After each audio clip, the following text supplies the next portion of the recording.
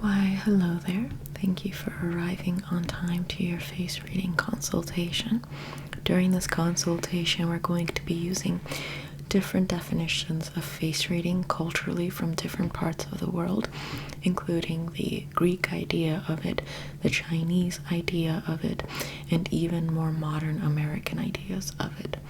Now, before we begin, do you have any questions?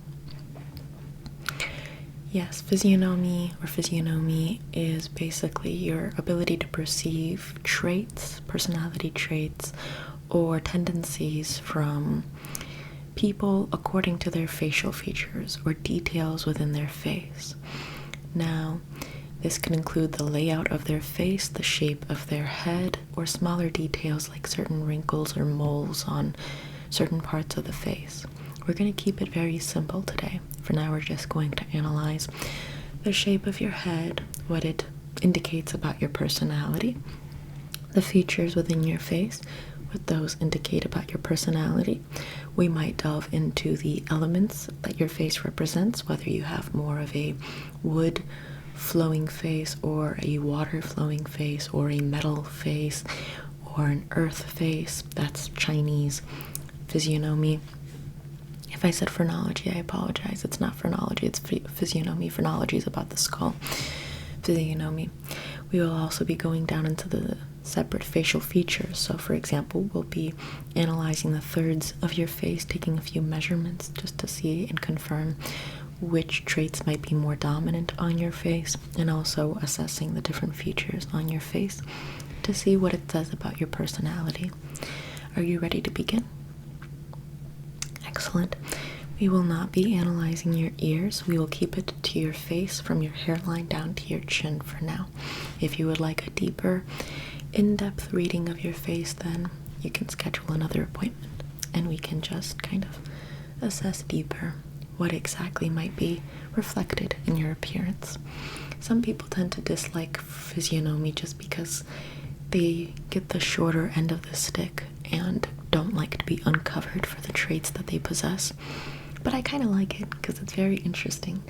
It gives you a greater understanding of how your face looks and how you come across. So, for now, let us begin. I am going to begin by just splitting your face down the center in my mind. And do you happen to be right-handed or left-handed?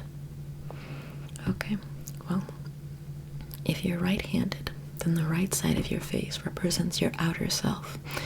If you're left-handed, the left side of your face represents your outer self. And then the opposite hand, so if you're right-handed, then the left side of your face is going to represent your inner self, and vice versa. Now, when you split your face down the middle, I'll be paying particular mind towards your lips and your eyes, and also your eyebrows and your nostrils.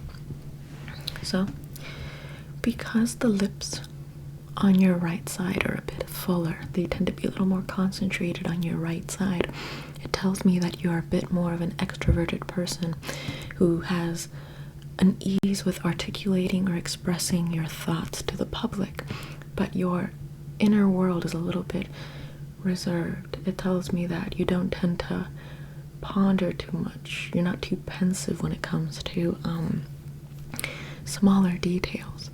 If it was vice versa, if the fullness of your lips were on the left side of your face, then it tells me that your inner world is far more pensive than your outward expression. As for your eyes, depending on your eyelids, it also tells me how much water is present. The element of water is present in your personality. So, for example, if you have under eyelids that are prominent and upper eyelids that are prominent, it means that your eyes are quite deep. And if your eyes are deep, that tells me that you have a lot of water element in you. If your eyes were didn't have under eyelids and were a little more kind of like Melania Trump's, it's kind of cat-like, that would tell me that you probably have more metal or even fire present in your face, depending on the other characteristics such as the inner corners and outer corners and other such details. Now, from your eyes, I could tell that they're a bit deep, so I'm going to look at the right eye and see if this one's bigger or smaller than the left eye, to see if the window of your own soul, the way that you express your will and being, is concentrated in the extroverted expression of socializing, or if your identity or depth is more internal and reserved. From what I can tell, it seems that your right eye is a little more, it's bigger than the left eye, so it seems that you have an ease with being yourself among others. But while alone, you tend to struggle to understand who you are. If it was vice versa, you would have a discomfort being among others. You would find yourself feeling like you don't know who you are among a group. Meanwhile, if your left eye, being right-hand dominant, was bigger, then you would have a sense of understanding yourself while you're alone and on your own little world. Let's see. Your eyebrows represent your temperament and your pride. So raised eyebrows that are a little bit kind of furrowed represent a sense of high pride. Now, lowered eyebrows tend to represent a sense of low self-esteem, a sense of self-gloom. Your eyebrows lie above the brow bone, which represents a sense of positive temperament, but they're not furrowed, so it doesn't represent a sense of foolish pride, as I would say. And I'm trying to analyze which one is a little bit more prominent, which brow might be higher than the other. And it seems like your right eyebrow is a little bit higher than the left one, signifying that your sense of confidence can be derived from your extroverted nature as opposed to your introverted nature. Now, I'm going to analyze, after I cover your nostrils, your face in thirds. The top third is going to be your analytical capacities. So if you have a higher hairline, or if your forehead just seems to be long, then you have a higher tendency towards having an analytical personality. The middle section of your face, the middle third, is your sense of ambition. That is your sense of enterprising. It's your sense of wanting to achieve. And then the lower third of your face is your practicality. It's your sense of understanding the inner mechanics of getting something done. So I'm going to analyze where your ambition might lie, whether it's if your nose curves more to the right, or if your nostrils are a little more prominent on the right, or if your nose curves a little bit to the left, or the nostril is a little more prominent to the left. I can tell that your nostril is a little bit wider and more prominent, and your nose is a little more skewed towards the right, meaning that your sense of ambition can be located in the public world rather than having personal, quiet ambitions for yourself. Typically, people who have quiet personal ambitions are trying to seek personal milestones, but it seems that your self-actualization can be found in the public in achieving that which you seek. Now, I'm going to be taking small measurements of your face, so stay still for me. I'm just going to see if we could just get this little measurement right there, and then just another little measurement right there, just to see how your face shapes up. It seems like there's even thirds across your face, meaning that you're a very balanced person. Your sense of practicality, ambition, and analysis complement each other well. You're not going to be overly analytical, which prevents you from achieving your ambitions, and perhaps not being quite practical about achieving them. You're not overly ambitious, which might affect your sense of analyzing a situation and practically employing it. And you're also not too practical, which might affect your sense of ambition and your ability to analyze an ulterior plan, or an alternate plan rather. Now, I'm going to be analyzing the mountains and rivers of your face, as the Chinese say. The mountains are the stronger, more masculine features on your face, such as your eyebrows, your nose, your cheekbones, your jaw. And then the rivers are the softer features of your face, such as your eyes, your lower cheeks, the philtrum, your lips, and even your ears, but we won't be covering your ears. I'm going to say which of your features are a little more prominent on your face, if you have like a strong nose, or if you have big eyes, or such traits like that. You do have big eyes, which tells me that you have more of a feminine flow to your face. Your cheekbones aren't too strong or carved, which shows me that you have more of a feminine face once again. When your cheeks are fuller and softer, that indicates more femininity, kind of like Queen Victoria. Your jawline also isn't too cut. If your jawline is very cut, that symbolizes a sense of ambition and drive, an ability to achieve. That's a very masculine quality, much like Queen Victoria having a soft jawline as a woman is preferable. It indicates a more softer temperament. And then as for your lips also indicate certain personality features as well.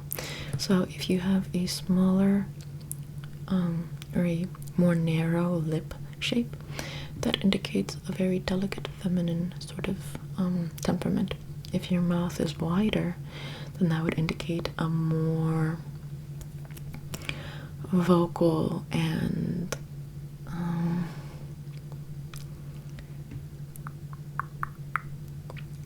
a more verbal personality.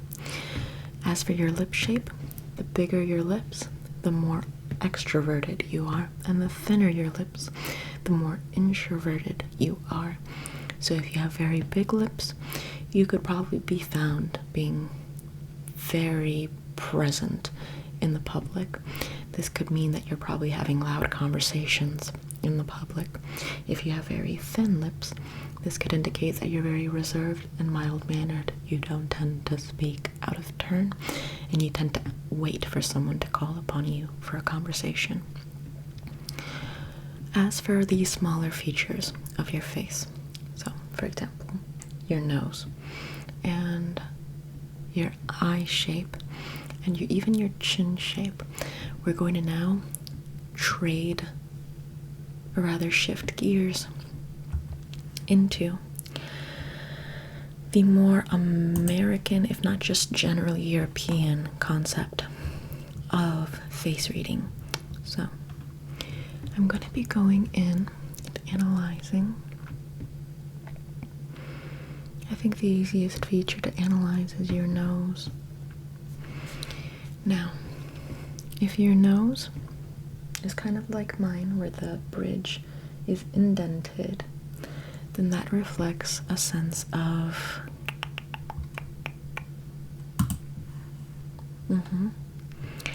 it reflects a sort of submissive tendency, a submissive character.